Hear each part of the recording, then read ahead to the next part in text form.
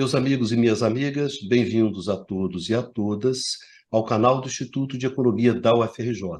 Eu sou Ronaldo Bicalho e esse é o Conversas sobre o Mundo Contemporâneo, uma mesa redonda de professores do Instituto que conversam, que debatem as grandes questões que estão rolando no mundo hoje. Nesse nosso programa, nesse Conversas de número 69, nós vamos conversar com vocês justamente sobre a expansão dos BRICS. No mês de agosto, em Joanesburgo, na 15ª reunião dos BRICS, ficou acordado a adesão de mais 6 países aos BRICS: a Argentina, Egito, Etiópia, Arábia Saudita, Emirados Árabes e o Irã.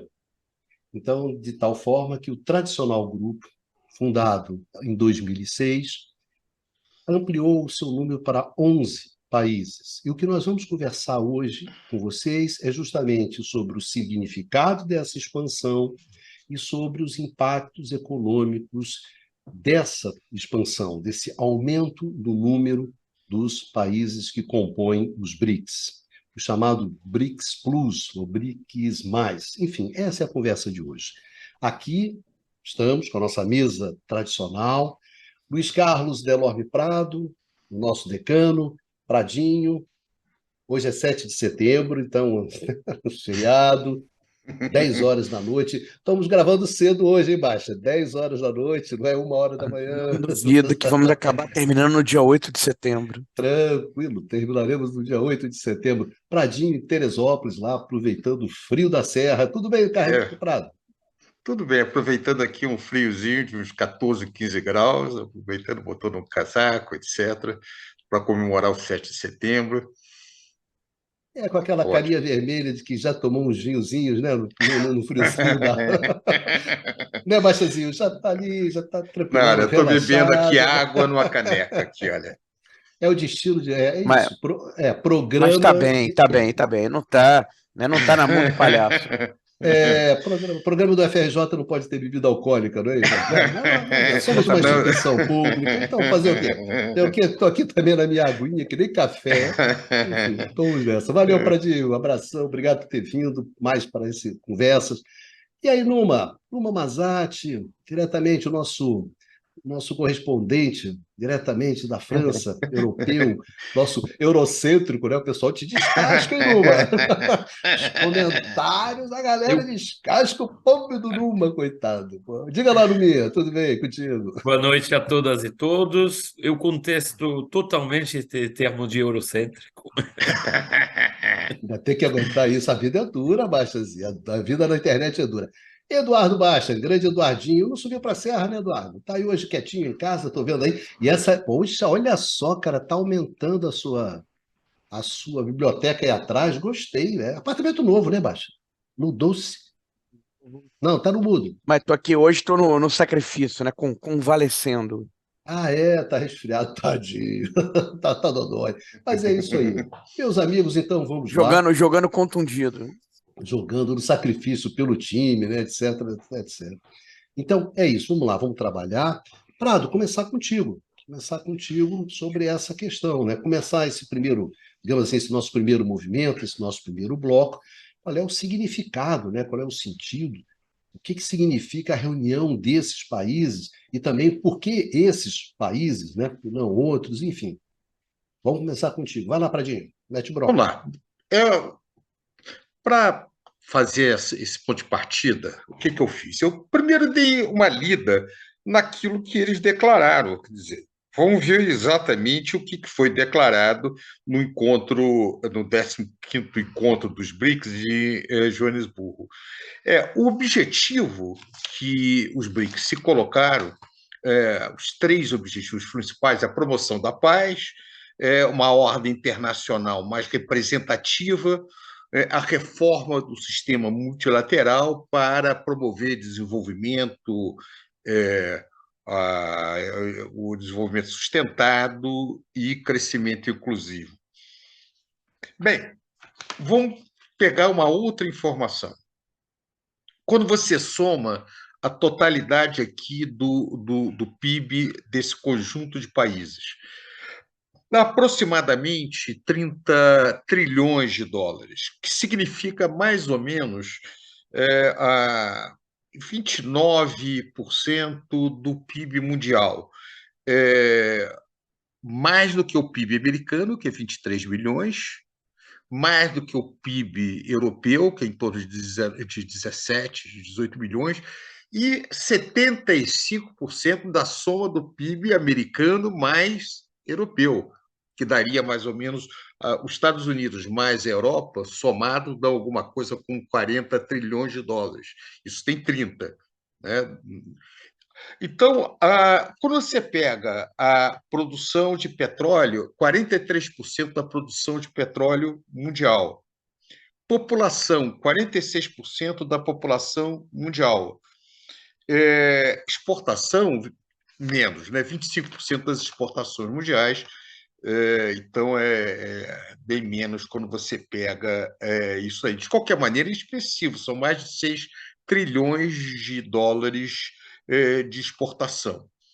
Ou seja, na verdade, você tem você tem um desenho que tem um impacto econômico, tem impacto energético, tem uma significação sob o ponto de vista energético, sobre população, mas, acima de tudo, tem um simbolismo que estão presentes países da África, da Ásia, da América do Sul, que, de certa maneira, estão excluídos do controle ou de uma maior influência sobre os órgãos multilaterais. Ou seja, o que esses países pleiteiam? Há um Fundo Monetário Internacional, um Banco Mundial, que seja menos influenciado pela Europa e pelos Estados Unidos, algum tipo de sistema de pagamentos alternativo que reduza a sua dependência do dólar, porque ficou claro, mesmo para países aliados dos Estados Unidos, como a Arábia Saudita, que ficar dependente do dólar, como botar todas as suas reservas em cima do dólar, pode ser arriscado no momento em que houver qualquer conflito entre esse país e os Estados Unidos. E, a meu juízo, quando você olha hoje para os Estados Unidos, com a sua instabilidade política, com dois partidos numa relação muito conflituosa, com presidentes que muitas vezes não cumprem o compromisso do presidente anterior e que também tem uma percepção do mundo que não corresponde mais à sua base econômica, os Estados Unidos hoje é uma fonte de instabilidade. Então, a impressão que eu tenho é que também uma parte do movimento desses países era para reduzir seu risco. Eu não creio que nem a Arábia Saudita, nem o Brasil, por exemplo, para não falar em Egito e outros países, queiram, de alguma maneira, confrontar os Estados Unidos e a Europa. Não, não é o caso. Mas eu entendo que eles querem reduzir a sua vulnerabilidade aos Estados Unidos e à Europa, buscar, de alguma maneira, alternativas a isso. Então, esse grupo não é homogêneo, não tem interesses necessariamente convergentes, são características distintas, mas eles têm alguns objetivos em comum. Então, o que nós vamos ver, ou a grande questão, é, a partir do momento que esse processo foi detonado, o que vai acontecer nos próximos anos. Então, agora não dá para prever com muita clareza, mas o impacto político desse movimento e econômico é inquestionável. Bastianzinho, colocar você na roda, como é que você vê essa reunião de países, né? Qual é o sentido disso? Qual é o significado? O que se reúnem? Qual a Eu vou dimensão aproveitar. disso, né? Eu vou aproveitar que Por que esses caras se reuniram para jogar esse jogo, né, Bastianzinho? Por que esses jogadores, por que esse jogo, né? Por que esse grupo de países inicialmente? Olha, Bicalho, eu vou aproveitar ganchos aqui do Luiz Carlos, né, e tomar como ponto de partida, né, qual foi a interpretação do Ocidente, né, em relação a essa expansão dos BRICS, né? O que a imprensa ocidental, de maneira geral, sugeriu é que era um movimento liderado pela China, tá? Para fazer um contraponto ao G7. Tá? Então, quer dizer, seria uma afirmação, seria mais um movimento de afirmação da China, mais um movimento assertivo da China, tá? Querendo formar um bloco, ou pelo menos dando os primeiros passos na formação de um bloco, vamos dizer assim, para rivalizar com o G7. Tá? Com as suas diferenças, grosso modo, essa foi a visão que foi transmitida. E aí, na verdade, partindo dessa visão, o que os analistas ocidentais, na sua maioria, o que a maioria dos analistas ocidentais concluiu? Que, bom, o grupo era heterogêneo demais, né? O grupo era um grupo de países muito diferentes e que, por essas condições, era difícil que isso desse liga, né? Quer dizer, como é que você vai juntar essa turma toda com um grupo, na verdade, original dos BRICS, que já era bastante heterogêneo, tá? E, de fato, é um grupo heterogêneo. É um grupo heterogêneo. Tem países que são, por exemplo, como a Argentina e Etiópia, que são predominantemente exportadores de produtos agrícolas. Tá? Mais de 70% da pauta de exportações está concentrada em produtos agrícolas. Enquanto que a Arábia Saudita, quase 70% da sua pauta exportadora está concentrada em combustíveis. Tá? Tem outros, como, por exemplo, os Emirados Árabes, que 35%, se não me engano, combustíveis, 34% bens manufaturados. Tá? Você tem países, por exemplo, como a Argentina e o Egito, muito endividados e com dívidas com o Fundo Monetário Internacional.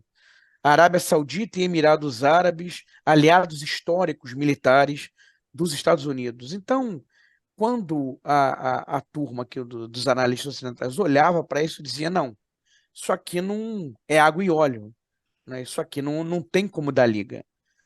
Tá? Mas o problema, talvez, e aí eu vou concordar com o Luiz Carlos, é, é que eles estão tendo, me parece, concordando com o Luiz Carlos, que essa turma está tendo um entendimento equivocado do que é esse movimento. Tá? Não é exatamente montar um bloco a partir da liderança da China para se contrapor ao G7, mas é muito provavelmente muito mais um movimento defensivo. Tá?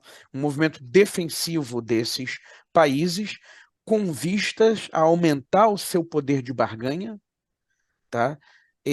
Seja para aumentar sua participação nos órgãos multilaterais existentes, seja no sentido de eventualmente criar instituições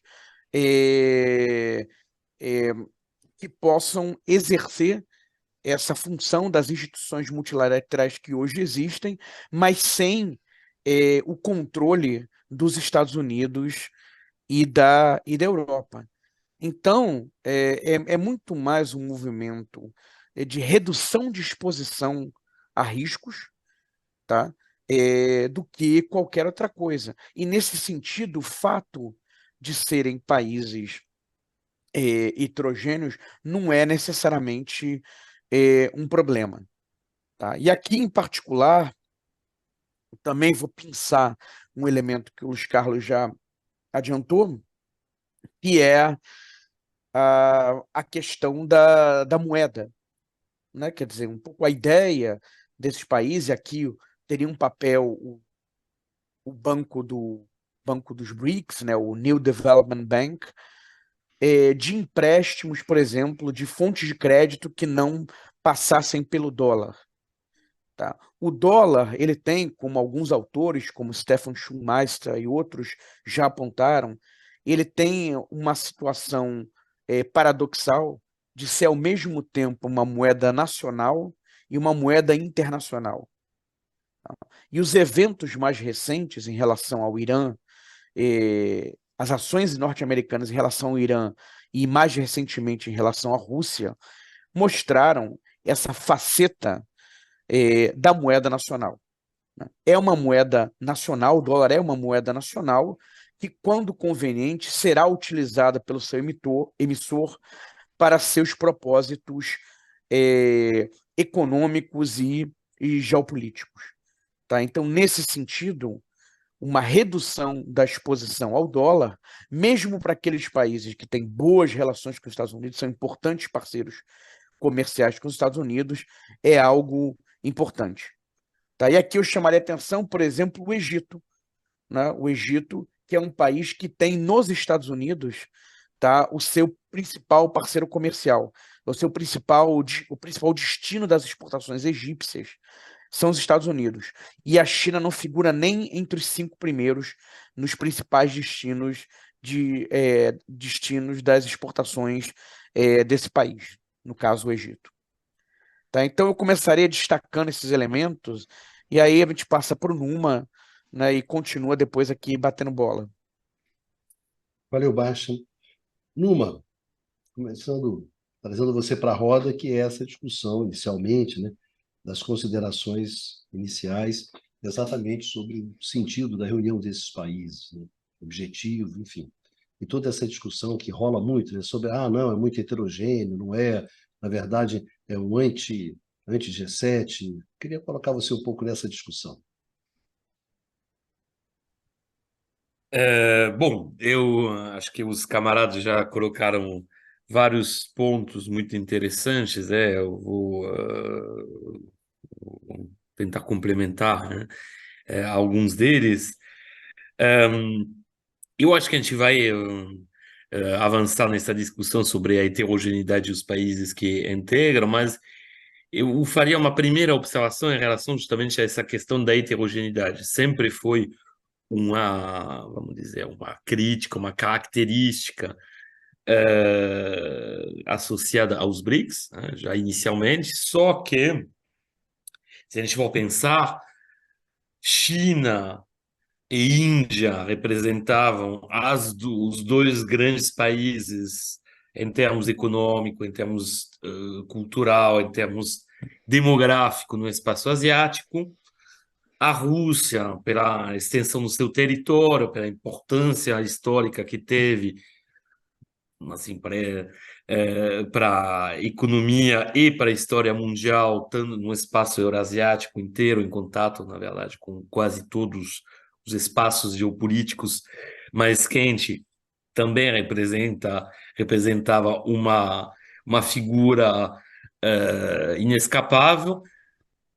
O Brasil, no espaço latino-americano, é a grande potência demográfica, econômica, já há muito tempo. O caso da África do Sul podia ser provavelmente um pouco mais, vamos dizer, contestado, no sentido em que, num espaço africano, a África do Sul não é mais a maior economia, já foi ultrapassado pela Nigéria, também pelo Nigéria em termos de população, em termos demográficos, mas, mesmo assim, do ponto de vista da diversificação produtiva, da sua capacidade industrial, também era uma grande potência. E esses 5 países, né, aliás, a África do Sul só entra um pouco depois, né, da idealização original dos BRICS, né, ainda não tinha o S, né, no final do acrônimo. Bom, só que esses 5 países, demográfica, histórica e em termos produtivos, em termos de capacidade, em particular industrial, representavam candidatos óbvios. A heterogeneidade dos países que entraram agora é já, a meu ver, muito mais pronunciada. Isso já foi apontado, em particular pelo Eduardo, mas também pelo Luiz Carlos. Bom, a gente pega países exportadores de matérias-primas minerais, de matérias-primas agrícolas, que não necessariamente têm um peso econômico e geopolítico tão óbvio assim, pelo menos nos grandes blocos regionais, né? São mais países que têm sua importância em espaços geopolíticos bem mais reduzidos do que os membros originais dos BRICS. E eu acho que um ponto já colocado pelo Eduardo, mas que tem sublinhado, que a questão que se coloca é se, de uma certa forma, a integração desses países, paradoxalmente, não seria uma forma de enfraquecimento dos BRICS, tá? Particularmente em relação à questão de uma visão, vamos dizer, soberana, mais multilateral do funcionamento do sistema internacional. Tá? Nesse sentido, bom, o Egito, não somente, como foi apontado, tem como principal parceiro econômico os Estados Unidos, mas não esqueçamos que os Estados Unidos dão todo ano uma mesada, né, cujo montante é votado pelo parlamento americano, em termos de ajuda militar. Tá? Da mesma forma, a Arábia Saudita, mesmo se houve um distanciamento em relação aos Estados Unidos, quando os Estados Unidos, progressivamente, nos últimos anos, deixam de considerar a guerra ao terror, entre aspas, como uma prioridade geopolítica, e, bom, que foi oficializado, a gente já comentou isso em programas passados, em setembro do ano passado pelo Biden, bom, com a saída também meio desastrosa do Afeganistão. Mesmo assim, a totalidade, quase totalidade do material bélico da Arábia Saudita é fornecido pelos Estados Unidos, com uma presença fortíssima, inclusive, de militares americanos em bases, bom, mesmo se os números diminuíram, tá? Da mesma forma, a Argentina, e aí a gente toca um aspecto que, na verdade, era uma crítica, de uma certa forma, que pelo menos uma característica que podia ser associada já aos membros originais, que são a África do Sul e, em particular, o Brasil. A Argentina, por exemplo, é um país que tem uma constância no seu tipo de integração geopolítica. A visão na Argentina, como no Brasil, e a própria política de integração internacional vai variar em função do que acontece nas eleições internas. A gente viu que, no período Temer/Bolsonaro, por exemplo, a integração geopolítica do Brasil mudou completamente. Houve justamente um afastamento e uma quase inoperência das relações com os outros membros dos BRICS, por período, pela maior parte do período, pelo contrário, uma aproximação dos Estados Unidos. No caso da Argentina, em função do que vai acontecer nas eleições de outubro, lá também, bom, a gente comentou isso amplamente, inclusive, em programas passados, a gente pode ter mudanças muito radicais em termos de visão de integração política, né, que seja o Milei ou os candidatos a Bullrich, a candidata da direita tradicional, são candidatos que não veem na integração da Argentina nos BRICS um caminho a seguir, pelo contrário, são mais uma visão pró-americana, pró-ocidental tradicional. Bom, então a gente vê que na verdade, assim, a integração desses países ela coloca muitas perguntas. Tá? Isso seria o lado, vamos dizer, negativo, né? Olhando isso com o olhar do Sul. Né? Bom, o Eduardo providenciou para a gente um olhar do Norte, de uma certa forma, ocidental, sobre o assunto. Eu acho que, olhando do Sul, tem essa questão que se coloca primeiro. Bom, não seria uma forma de esvaziamento da agenda dos BRICS.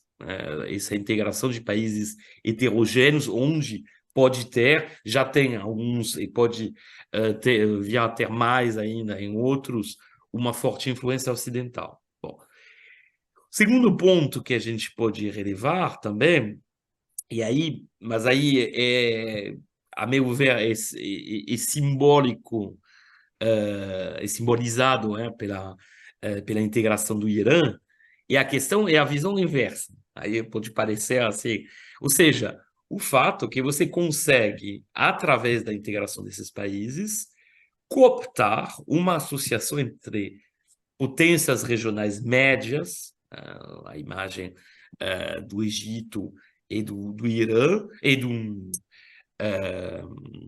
e da Arábia Saudita, dentro de um grupo onde o líder incontestável, incontestado, a China, é justamente tem apresentado um antagonismo cada vez maior, que seja no âmbito econômico, comercial e geopolítico, com o Ocidente, em particular com os Estados Unidos. Então, tem também essa forma de enxergar as coisas. Acho que, no final das contas, se a gente for deixar de lado as questões de substituição de um sistema ONU de assistência econômica, monetária, através de instituições como o Banco Mundial, como o Fundo Monetário Internacional, que é muito centrado no Ocidente, onde as tomadas de decisões sempre foram associadas aos interesses dos Estados Unidos em particular. Então, como colocou o Eduardo e o Luiz Carlos, de fato, uma nova arquitetura, uma nova instituição, uma consolidação de uma instituição com a integração de novos membros, como o dos BRICS, pode representar uma alternativa a esses canais tradicional de assistência, e assistência muitas vezes condicionada a uma forma de controle de influência exercida pelo Ocidente sobre decisões políticas, eventualmente políticas econômicas e sociais internas, tá? Então, acho que desse ponto de vista tem esse aspecto. Mas eu acho que a simbólica é muito maior do que isso. Até porque, por enquanto, as instituições, a institucionalidade dos BRICS, em particular, a gente pensa, obviamente, o New Development Bank, que é o banco chamado de banco também do Banco dos BRICS, é extremamente fraca em termos de capacidade, tanto de financiamento quanto de assistência, comparado com os seus equivalentes no sistema tradicional, tá? Isso pode vir a mudar, né?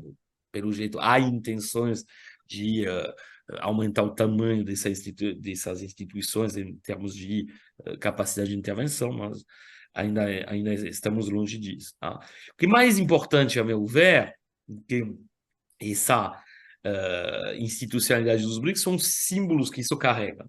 E que a gente pense na questão da heterogeneidade, que a gente pense na questão que uma heterogeneidade em termos de estrutura econômica, em termos até de inserção geopolítica tradicional e até de progressão militar, mesmo assim, é interessante ver que países esses países que foram integrados, esses 6 países que foram integrados, que quiseram se associar aos BRICS. Em particular, quiseram se associar ao líder econômico representado pela China e o líder, vamos dizer, enfim, líder, não sei se dá para dizer líder, mas o membro mais ativo geopolítica e militarmente, que é representado pela Rússia. Tá? E, em particular, a esses 2 países que são hoje o símbolo de da formação de um bloco alternativo ao Ocidente, com uma conflituosidade cada vez maior com esse Ocidente. No caso da Rússia, essa conflituosidade sendo chegando quase a um nível de uma guerra indireta, já que o Ocidente fornece armas, inclusive cada vez mais sofisticadas e mais letais, para seu adversário, a Ucrânia. Tá? Então, eu acho que assim, Isso é incontestável. Depois, bom, a gente vai discutir ao longo do programa o que a gente pode tirar.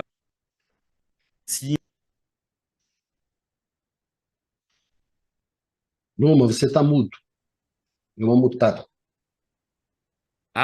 Não, eu estava falando depois disso. A gente pode, assim, depois conversar mais justamente sobre os aspectos econômicos e comerciais que essa expansão também pode acarretar, ou não, né, na verdade.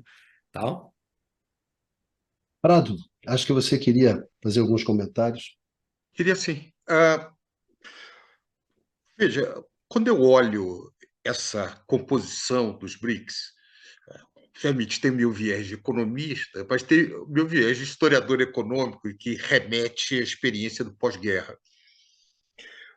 Eu sei que muitas das pessoas que estão nos ouvindo talvez não conheçam, mas um dos movimentos mais importantes no pós-guerra foi o chamado movimento de não aliados, que começa com a chamada Conferência Afroasiática na cidade indonesiana de Bandung, que criou o primeiro grupo que se apresentava como antissistêmico, quer dizer, contrário tanto na época à União Soviética quanto aos Estados Unidos. A liderança na época era o Egito, com Nasser, Nehru, com a Índia, a China tinha um papel fundamental, e mais tarde entra a Iugoslávia, entra outros países. Quando você pega esses países, por exemplo, quando entrou a Somália, de início, Somália, desculpe, a Etiópia, a minha primeira reação é: por que Etiópia? Depois eu me lembrei que a Etiópia tem um papel fundamental dentro da África subsaariana, é uma das mais antigas civilizações, tem uma escrita própria, o único país na África que não foi fora a Libéria, né? Mas que não foi formalmente uma colônia, no final do século XIX, se eu não me engano, em 1895, mas por aí, a Itália tentou tomar a Etiópia, ela resistiu, venceu a Itália, então, ela, na chamada partição da África, no final do século XIX, ela escapa, então ela tem um papel simbólico muito grande. O Egito tem um papel simbólico muito grande no chamado panarabismo, que não era religioso na época, só para falar, quer dizer, foi justamente os Estados Unidos e outros grupos que apoiaram o crescimento dos grupos religiosos islâmicos para contrapor a esse movimento que era de esquerda, né, de movimentos como tal panarabismo. Nasser vai ter um papel anticolonial importante nisso, então o Egito tem um papel fundamental dentro disso daí. Então, eu acho que tem alguns símbolos que entraram dentro desse processo. Claro que a Indonésia deveria ter entrado. Eu não sei exatamente por quê, se a Indonésia tem interesse ou não, mas a Indonésia falta nisso daí, até pela história anterior. Tem algumas coisas que faltam. Mas eu, sinceramente, eu não vejo isso como um movimento. É claro que a China tem um papel econômico fundamental, mas, simbolicamente, o que nós temos é uma representação de todo mundo fora o chamado Ocidente, Estados Unidos e Europa. E o que eles defendem? Olha, defende o respeito à ordem multilateral, à soberania, ao direito internacional. Eu quero chamar a atenção do contraponto que você tem hoje no famoso defesa da agenda dos Estados Unidos e da Europa, de um mundo baseado em regras. O que é um mundo baseado em regras? Quem faz essas regras? São eles mesmos e os órgãos que eles dominam. Para o direito internacional. Então, o manifesto diz: nós defendemos a Carta das Nações Unidas. Ora, pela Carta das Nações Unidas, uma série de medidas que os Estados Unidos estão tomando são contrárias à Carta das Nações Unidas. Por exemplo, o direito de você ser neutro num conflito, né, onde você tem hoje um movimento de ameaça contra países que são neutros no conflito. É claro que a Rússia pode ter interesse de dizer: não, essa expansão dos BRICS é uma defesa automática da minha posição. Não parece que seja isso. É claro que a China também pode colocar que é interesse da expressão do seu poder econômico. Também não acho que seja isso.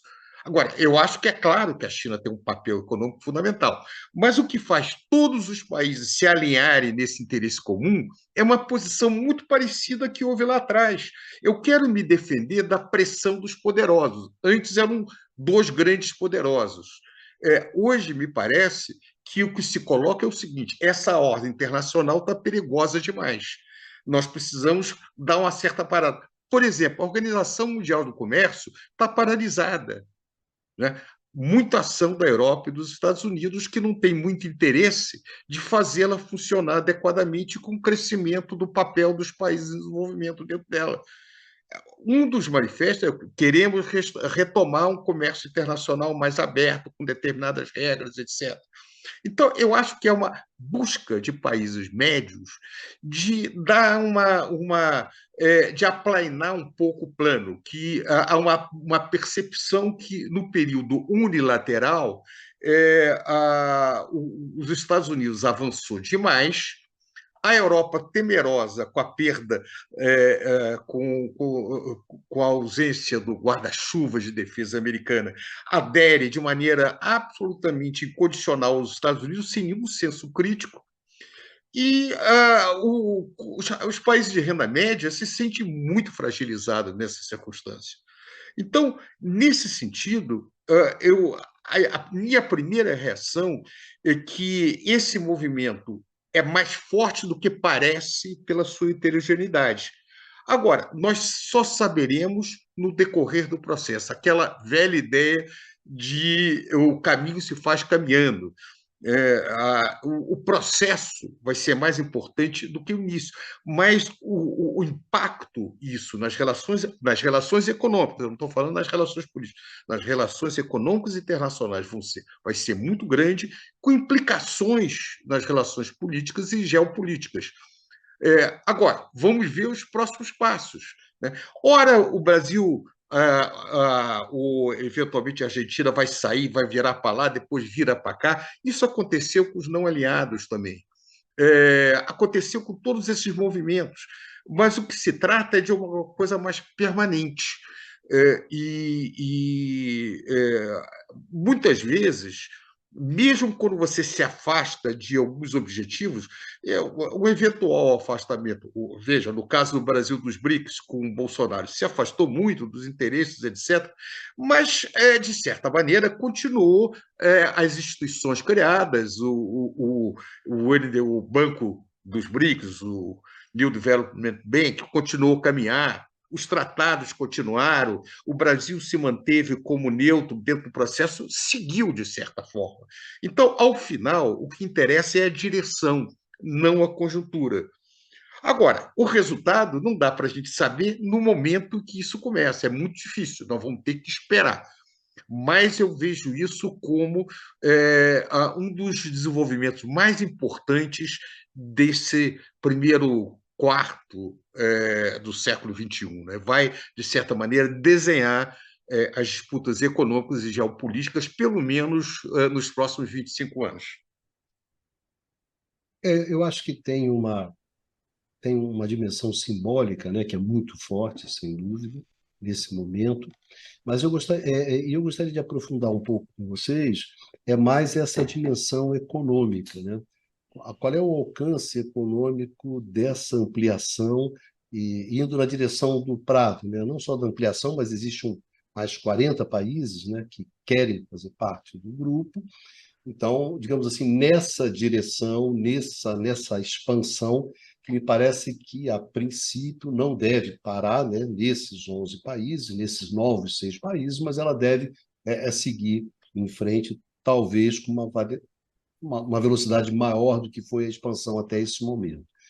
Agora, então, eu gostaria de conversar um pouco com isso com vocês, né? Começar com Bastianzinho, né, Bastian? Quais são esses impactos econômicos, quais são as perspectivas econômicas? Ou são, na verdade, perspectivas mais modestas, ou os países se aderem, né, na perspectiva de ter algum tipo de financiamento? Dentro desse jogo, a questão é óbvio que se coloca, né, que é a questão da substituição do dólar, enfim, todas essas questões que eu acho que o pessoal que acompanha a gente gostaria de ouvir vocês, né? Mais essa dimensão econômica. Ricardo, na realidade, acho que o Luiz Carlos acabou um pouco adiantando isso. É, não dá para saber exatamente, né, qual será o alcance econômico, né? A perspectiva é interessante, né, e, de fato, esse movimento está chamando a atenção de outros países. Pegando no caso lá do Banco dos BRICS, com sede em Xangai, o New Development Bank, que ainda tem, do ponto de vista da sua atuação e do seu orçamento, ele é pequeno, né, mas a ex-presidente Dilma Rousseff, né, que está lá comandando a instituição, recentemente comentou que havia 15 países interessados, tá, em, fazer negócios, né, quer dizer, em serem clientes desse banco, né, que pelo menos 5 seriam efetivamente passariam a receber eventualmente linhas de crédito, empréstimos do banco. Tá? A gente tem um movimento que está se configurando da China se apresentando como um prestador de última instância, né, que a gente fala, quer dizer, um país que ajuda países, tá, que estão endividados ou em crise de balanço de pagamentos. Tá? Ela tem feito isso muito na África, tá? Mas não somente, né? Agora, com as dificuldades da Argentina, que volta e meia, né, vira um tema aqui do programa, né, pela sua dimensão e também pela importância da Argentina para a economia do Brasil, mas o fato é que nós comentamos aqui em outra oportunidade, a Argentina também, se tem feito acordos, né, com o Fundo Monetário Internacional, ela também recebeu crédito, linhas de crédito da China, né, ajudando o país em momentos de dificuldade agora com essa situação de recorrentes dificuldades no balanço de pagamentos que a Argentina vive. E aqui há um aspecto interessante quando a gente fala dessa atuação da China como emprestador de última instância. Tem um trabalho recente de alguns economistas conhecidos, em particular a Carmen Reinhardt, né, que procurou olhar para essa atuação da China como emprestador de última instância, e eles vão dizer o seguinte: olha, no final das contas, os juros que a China cobra são bem mais elevados do que o que, por exemplo, o FMI, né, a Instituição Multilateral de Ajuda a Países com Dificuldade de Balanço de Pagamentos, cobra.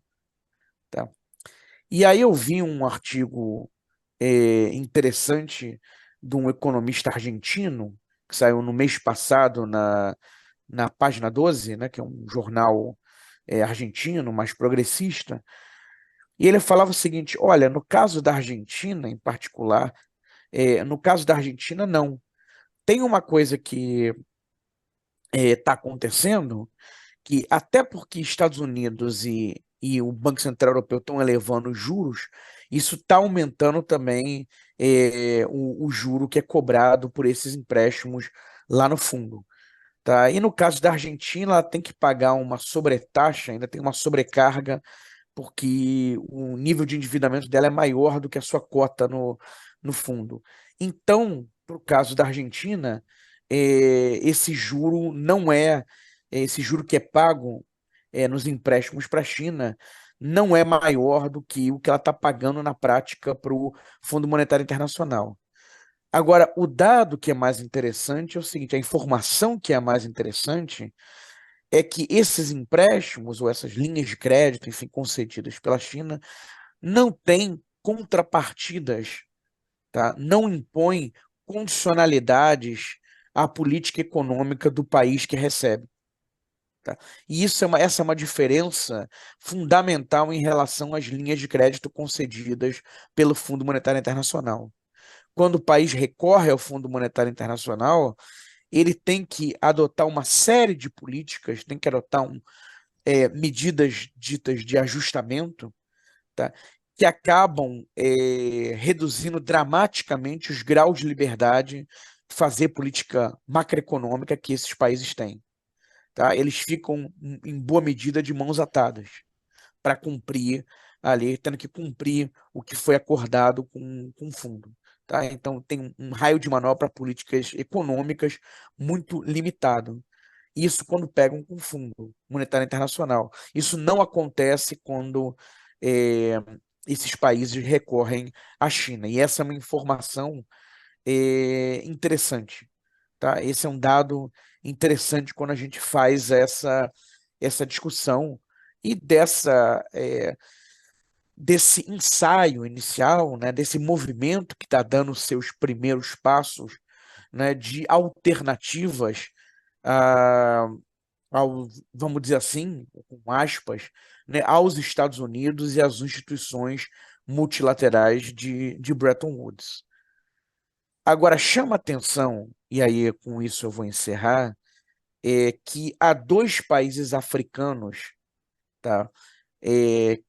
Nesse grupo agora de novos países que ingressou nos BRICS, há dois africanos, né? O Egito e a Etiópia.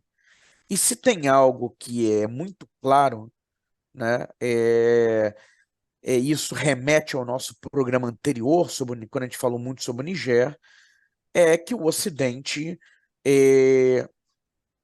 não falhou, né, em relação a esses países, e, na verdade, tem muito pouco a entregar, a oferecer para esses países. Né? Aqui falando especificamente do caso africano, mas isso vai mais além. Né? O que Estados Unidos e Europa têm a oferecer para economias em desenvolvimento ou economias pobres mundo afora? Né? Pelo menos nesse momento, a China tem mostrado que tem algo a oferecer. Se isso permanecerá ou não, se permanecerá nessas bases ou não, né?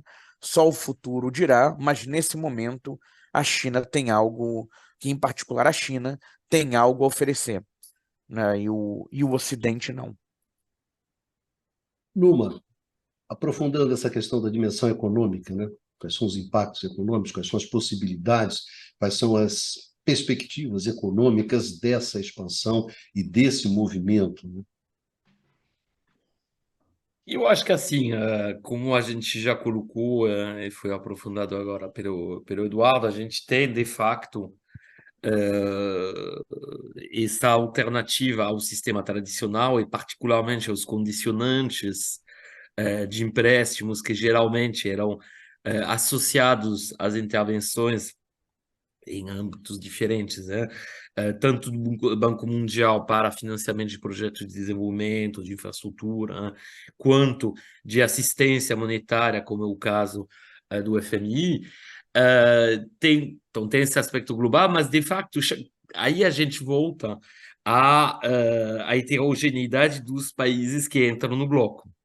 Porque na parte do FMI, como foi colocado pelo Eduardo, de fato, aí o que seria a assistência e acesso à moeda internacional, você tem, de fato, um interesse muito grande por parte, potencialmente, por parte da Argentina, vista a situação de crise de balanço de pagamento na qual ela se encontra. Já é algo que você não vai encontrar um caso, por exemplo, dos Emirados Árabes ou da Arábia Saudita, que tem à sua disposição amplas reservas internacionais.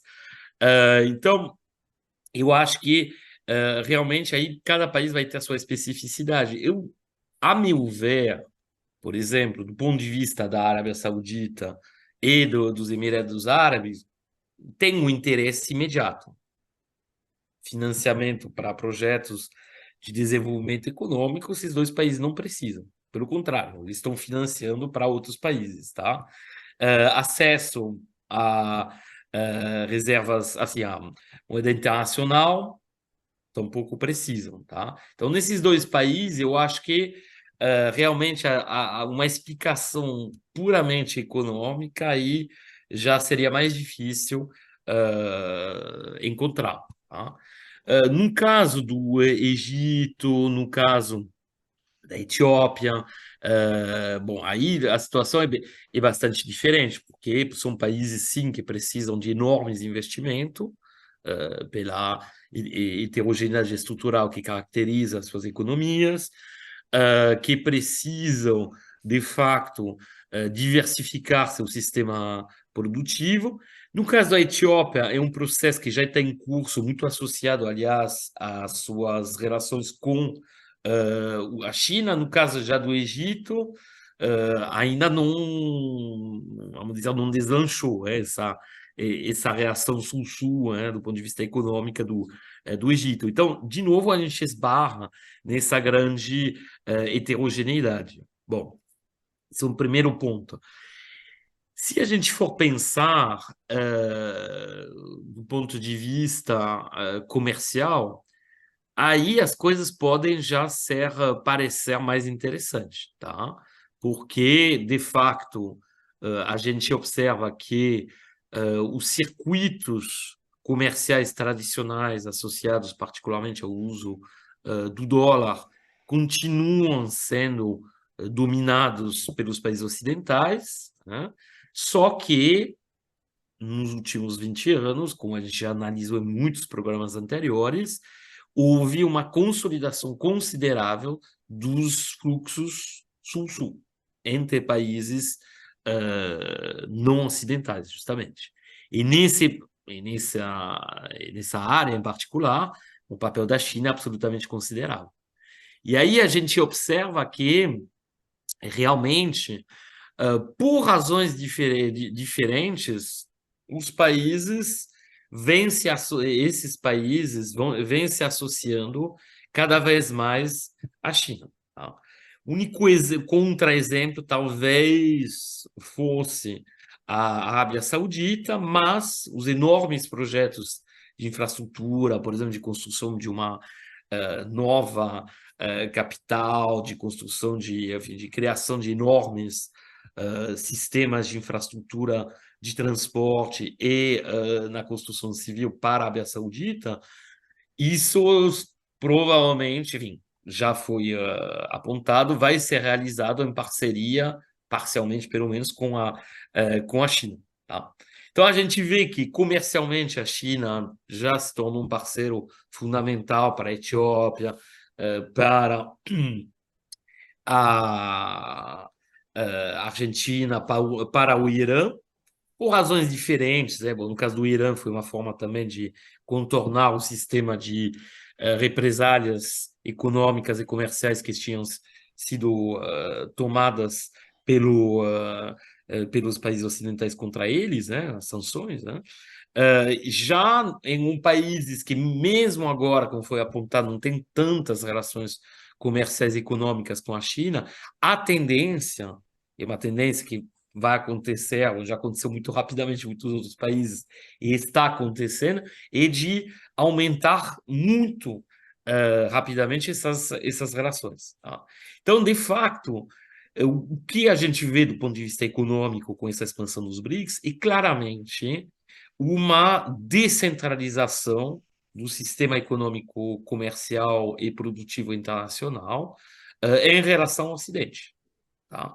É um movimento que a gente já analisou, já apontou em muitos programas anteriores, mas que encontra nessa expansão uma característica muito clara, tá? Então, tem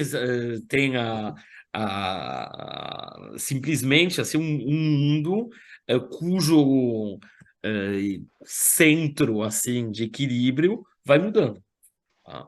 E, de fato, aí a gente chega, bom, depois passo a palavra para meus camaradas, né, porque a gente vai falar também das questões, a gente vai voltar talvez às questões mais geopolíticas, mais justamente anti-imperialista, né?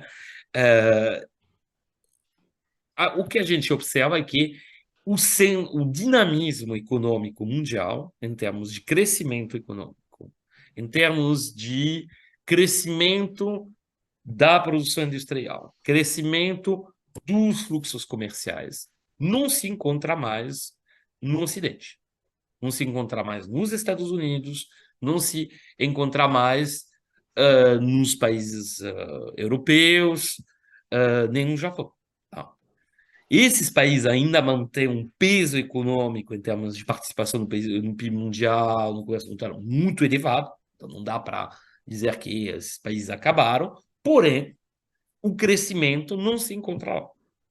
As fontes de crescimento, o centro cíclico, né, do dinamismo produtivo comercial mundial, hoje em dia está na China. Tá? Se a gente for usar esse conceito de centro cíclico desenvolvido pelos estruturalistas latino-americanos. Tá? E isso é muito importante. Isso é mais, essa expansão dos BRICS é mais um sinal desse movimento. Então, para mim, mais do que todos os outros aspectos que a gente conversou, do ponto de vista institucional, do ponto de vista financiamento, econômico, é mais isso que a gente pode retirar dessa expansão dos BRICS, o fato que, bom, o futuro não pertence, o dinamismo da economia mundial não pertence mais aos países antes chamados centrais. E justamente a gente, inclusive, vai ter que rediscutir, provavelmente, em algum momento, em certos aspectos, né? Pelo menos do ponto de vista comercial e produtivo, certamente, ainda nem tanto do ponto de vista monetário, a questão da distinção cintor-periferia, no qual todos nós, economistas heterodoxos latino-americanos, fomos criados, tá? Eu acho, Bicalinho, que esse pessoal que maldosamente chama o Numa de eurocêntrico terá que rever suas posições. Pradinho, para de provocar. Bem, Bom, Pradinho, eu gostaria que você fizesse uns comentários sobre essa parte econômica e aproveitar depois um gancho. Eu já queria colocar uma questão aqui na mesa, que é uma questão que uma parte da esquerda, é uma maneira como uma parte da esquerda vê esse tipo de movimento dos BRICS, que vê num contexto de um movimento anti-imperialista. Então, você encontra muito esse tipo de visão. Então, eu gostaria de que, se você quisesse fazer os seus comentários econômicos, que por acaso você ainda não fez, e já puxasse esse gancho para a gente já ir encaminhando o final do programa, que já tem 1 hora aqui. Enfim, fica a sua. não, tudo bem. Eu vou começar chamando a atenção que, a meu ver, a heterogeneidade, contraditoriamente, é uma força dos BRICS. Por quê? Por que você conseguiu juntar esse bloco tão heterogêneo? Eles têm que ter alguma coisa em comum. O que eles têm em comum? Né? Eu concordo com o Numa. Por exemplo, o caso da Arábia Saudita e Emirados Árabes. Eles não têm interesse em financiamento, mas eles estão insatisfeitos, eles se sentem vulneráveis com o sistema de pagamento internacional. Por que eles se sentem vulneráveis? Porque eles têm peculiaridades domésticas que, em algum momento, isso poderia ser usado para eles. Se eles não tivessem essa percepção de vulnerabilidade, eles não teriam por que estar lá. A Argentina tem um outro tipo de vulnerabilidade, né? A Etiópia, outro tipo de vulnerabilidade. O problema da Rússia é diferente. O problema da Rússia é que ela foi uma das duas grandes superpotências da Guerra Fria. Hoje é uma imensa, uma grande potência, não é mais a superpotência que era no passado, e se sente pressionada pelo avanço da OTAN. A mesma coisa a questão do Irã, etc. A China percebe que, de alguma maneira, a Europa e os Estados Unidos vão tentar usar a sua força política para lhe dar vantagens econômicas, impedir a China de concluir o seu processo de se transformar na maior economia do mundo, o centro cíclico, como o Numa colocou. Então, você tem diversas razões. O que tem de comum entre elas? Uma visão anti-establishment, ante a ordem atual. todas elas querem, de alguma maneira, balançar, de alguma maneira, a ordem atual. Então, o que você tem de comum é, por exemplo, o Brasil se sentiu incomodado com os problemas da OMC. Há interesses no Brasil na área de agroindústria não foram imobilizados com a ausência do avanço de negociação nessa área. Ora, mas para fazer valer isso, se um bloco mais amplo puder convergir para forçar a retomada desse processo, melhora a posição brasileira. A Índia também tem interesses dentro da OMC, tem interesses de avançar com referência a isso. Brasil e Índia têm interesses de bloquear o crescimento de determinados tipos de exigências, proteção de investimentos, uma série de outras coisas do gênero. Você tem a questão do uso do protecionismo a partir de várias dimensões. A Europa, por exemplo, e os Estados Unidos usam muitas vezes uma causa legítima, que é a questão ambiental, na verdade, para fazer proteção. O uso, por exemplo, uma causa legítima, que é a defesa dos direitos humanos, na verdade, para fazer protecionismo ou buscar seus interesses políticos. Então, o que nós estamos vendo é a formação de um bloco. Eu acho, Bicário, ele também é, em algumas dimensões, anti-imperialista, mas ele não é só isso, ele é para os africanos anti-imperialista. Mas isso não faz sentido sob o ponto de vista da Rússia, porque a Rússia sempre foi do jogo das grandes potências, né? Ela agora está lutando contra os Estados Unidos, mas a Rússia em si, ela é em si mesmo um império, no sentido historicamente e atualmente. Então não faz muito sentido. Não é absurdo quando alguns países do leste europeu se colocam perante a Rússia como era a grande potência daquele espaço do mundo. Mas a Rússia agora está, sem dúvida nenhuma, pressionada pela única restante superpotência do mundo, que é os Estados Unidos, com seus aliados europeus. Então, nesse momento, ela está bloqueando e é funcional para o resto do mundo se colocar como isso. No caso da América do Sul, né, Brasil e Argentina, também tem um componente imperialista, como tem para a África. De certa maneira, para a Índia também. Então, agora, eu não vejo isso no caso da Arábia Saudita e do Emirados Árabes. Agora, eu vejo isso no Egito. Então, mais uma vez, as razões são distintas, mas o que tem de comum é que o pessoal, me lembro do Dudu, né? Todo mundo está querendo balançar esse barco. As pessoas não estão satisfeitas com isso aí. E querem, de certa maneira, impedir que os Estados Unidos e a Europa usem o seu poder econômico e político atual para impedir uma transformação para um mundo mais onde o poder seja mais dividido, onde a economia seja atendida a alguns interesses, onde a capacidade de interferir na soberania dos países seja menor, etc. Então, o que eu vejo é isso aí. Agora, mais uma vez, é muito cedo, eu acho que todo mundo, Numa falou isso, o Baixa, é muito cedo para dizer o que será. Nós podemos analisar as intenções e o que tem em jogo, mas o que será, nós vamos ter que esperar. Acho que é isso aí. Mas acho que a gente pode falar, seguindo a sua argumentação, é que mais do que balançar o barco, é um profundo sentimento de desconforto, né? Então, Claro, as todos pessoas estão não estão satisfeitas com isso desconfortáveis, aí. não estão satisfeitas com isso, e O estão abuso buscando. americano com dólar, o abuso americano na OMC, a insensibilidade da Europa com os problemas da África. Tudo isso está misturado, está junto e misturado, né, como fala a música. Exatamente. O Eduardo tinha colocado isso, a gente já falou em outros em programas anteriores. O Ocidente tem muito pouco a oferecer. Esse que eu acho que é um bom resumo. Na verdade, não tem mais muito a oferecer. Com toda assim, a Não é a legitimidade. ideia de que desse mato não sai cachorro, não é isso? Pois é.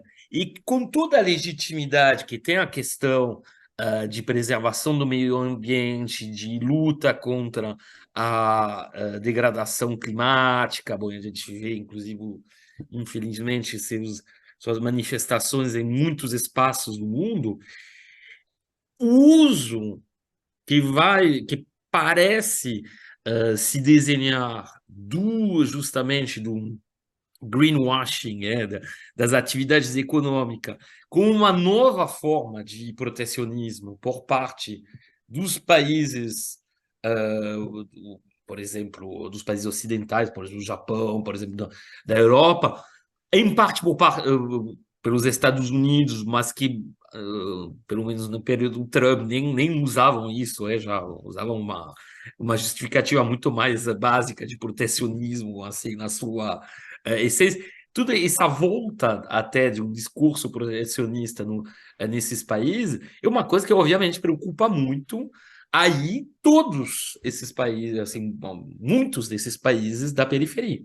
Só, Inclusive só- todos os exportadores de matérias-primas, que seja a Argentina com o Brasil e o Brasil com a exportação de matérias-primas agrícolas com OGM, que seja os exportadores de matérias-primas minerais, que vêm assim a adoção do tudo elétrico como uma grande ameaça para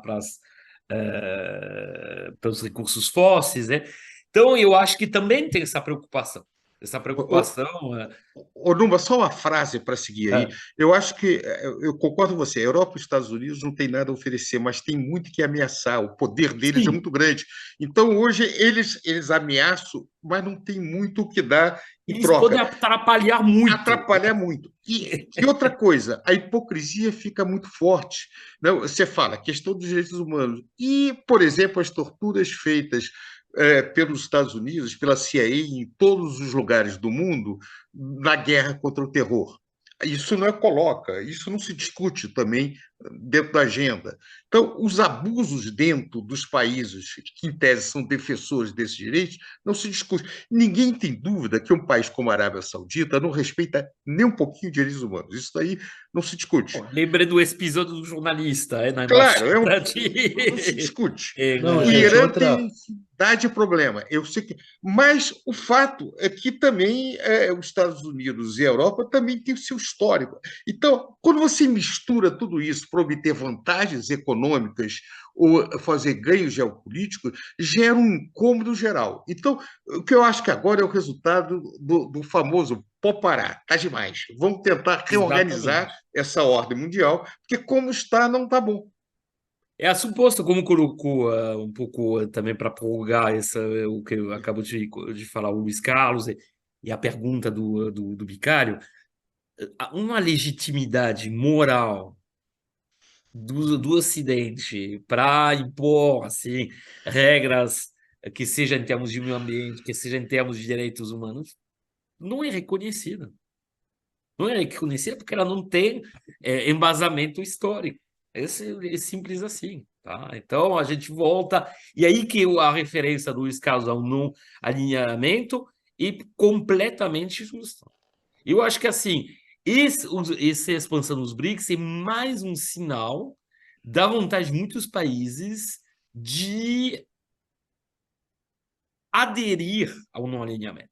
Porque a Argentina não vai assinar um acordo militar de cooperação com a Rússia contra os Estados Unidos, né?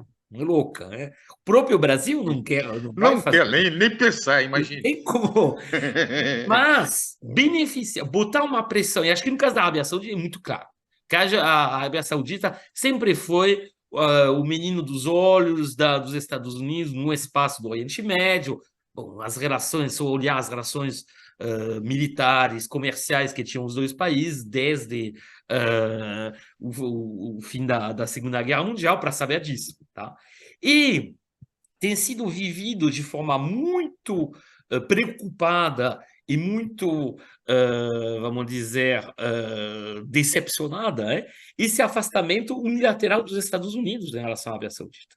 Como os Estados Unidos, como a gente colocou, não tem mais como prioridade a guerra ao terror, A Arábia Saudita também deixou de ter o papel assim de aliado regional que tinha tradicionalmente. E a tentativa de mostrar sua importância através da intervenção, por exemplo, no Iêmen, não foi coada de sucesso.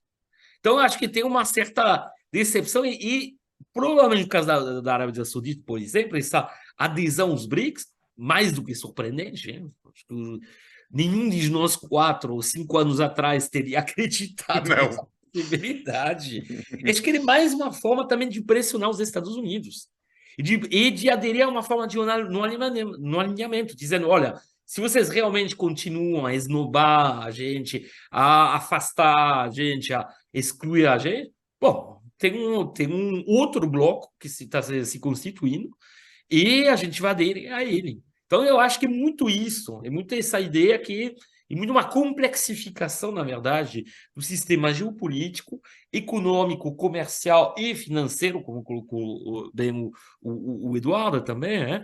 Internacional, que faz com que a gente está entrando numa complexidade muito maior. Não tem uma análise. E aí, bom, já foi repetido muito nesse programa, mas o tal de fim da história do Fukuyama talvez seja o fim da história ocidental, ou ocidental centrada, como se configurou a partir de 1820 na chamada Grande Divergência. De fato, a gente talvez está... Mas é realmente muito diferente do fim da história que ele pensava, que era o fim da história assim, guiado pelo triunfo, né, dos valores do sistema de dominação ocidental. Lá é exatamente o contrário. Essa ideia que o Ocidente consegue ainda impor aos outros seu sistema, suas vontades, esse imperialismo, que se manifestou nas ideias, que se manifestou econômica, comercial e financeiramente, de fato está acabando. Então, eu acho que mais isso que se configura. Só um dado aqui que a gente falou sobre Arábia Saudita e Emirados Árabes, né? Principais destinos, principal destino das exportações sauditas. Primeiro lugar, China. Segundo lugar, Índia. Principal destino das exportações dos Emirados Árabes. Primeiro lugar, Índia. Segundo lugar, China. Tá? Dados aqui da UNCTAD. Então, E o fato do Brasil ter se transformado no maior exportador de milho no mundo, fora soja, etc., tirando o lugar histórico americano dentro disso daí. A importância do Brasil nessa área de alimentos. Né? A Rússia ultrapassando os Estados Unidos na exportação de trigo.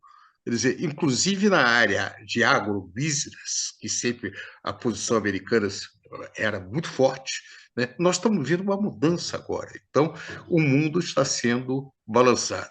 Mas eu acho que é isso. Eu acho que a gente tem que terminar o programa. Se o Bicário deixar, nós ficamos aqui até o final do feriado. Quer dizer, então não dá para esticar tanto assim o Eu programa. fico profundamente satisfeito. Olha só, tá vendo, Bastianzinho? O âncora nem precisou. O que é um feriado? Hein?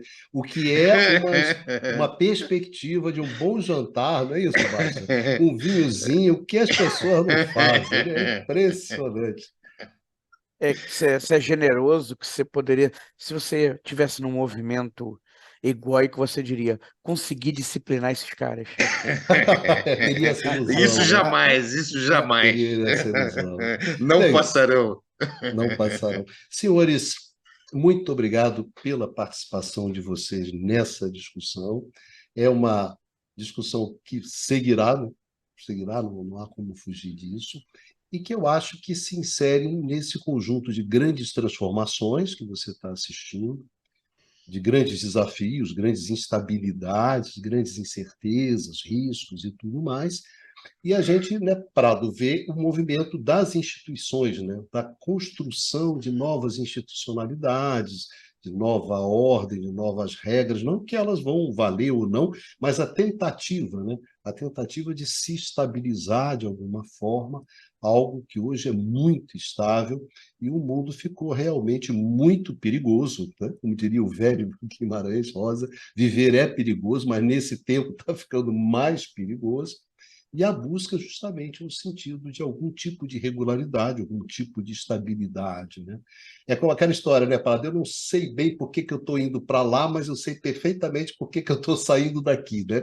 Eu acho que é mais ou menos isso que a gente pode. Aí cada um tem a sua razão para ir, etc., mas todo mundo está afim de sair desse lugar, sair dessa desordem, né, dessa instabilidade, dessa coisa profundamente arriscada que se tornou o mundo. É isso aí. Muito obrigado a vocês, muito obrigado a todos e a todas, nossos amigos, nossas amigas que nos acompanham nessas conversas, nesses debates. E a gente se encontra aqui no canal do Instituto de Economia da UFRJ, no próximo Conversas sobre o Mundo Contemporâneo. Um beijão em todas, um beijão em todos.